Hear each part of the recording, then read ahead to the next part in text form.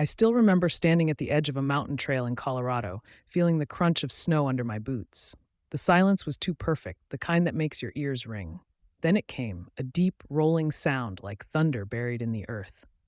My stomach dropped. A wall of white broke free in the distance, rushing like a living tide down the slope. An avalanche. I stood frozen, terrified yet captivated. That moment planted a question inside me. Why do avalanches start?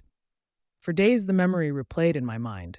How could calm beauty unravel into destruction so suddenly? It reminded me of childhood nights in Kansas, when skies turned from clear to stormy in minutes. I needed answers. I read late at night, watched footage of snowy slopes collapsing, and kept asking, what tips the mountain over the edge? The answer begins with snow itself. Each storm lays down a layer, some light and powdery, others heavy and icy. Stacked together, they seem solid, but like dishes piled too high.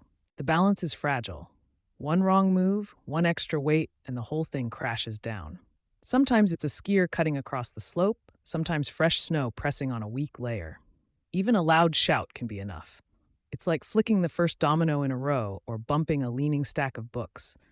The collapse feels instant. Scientists describe it as stress exceeding strength. Imagine walking across a frozen pond. Most steps feel safe, but then one more and cracks spiderweb beneath you, the surface giving way. That's what happens inside a snowpack. Hidden weak layers, thin as paper, wait silently, invisible, until weight or pressure rips them apart. What looked calm and eternal is fragile, holding its breath until the right spark arrives. Before learning this, I thought avalanches were random fits of mountain rage. But they're not accidents.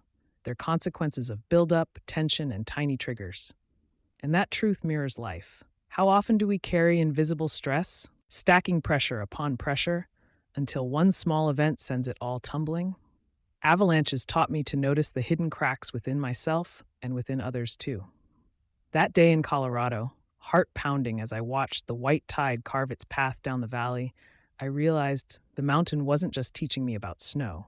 It was teaching me about balance and the need to notice fractures before they spread. Because sometimes the smallest action, one step, one sound, changes everything. If this discovery surprised you, don't forget to like, subscribe, and share the video. Check the description and pinned comment for links to similar curious science questions.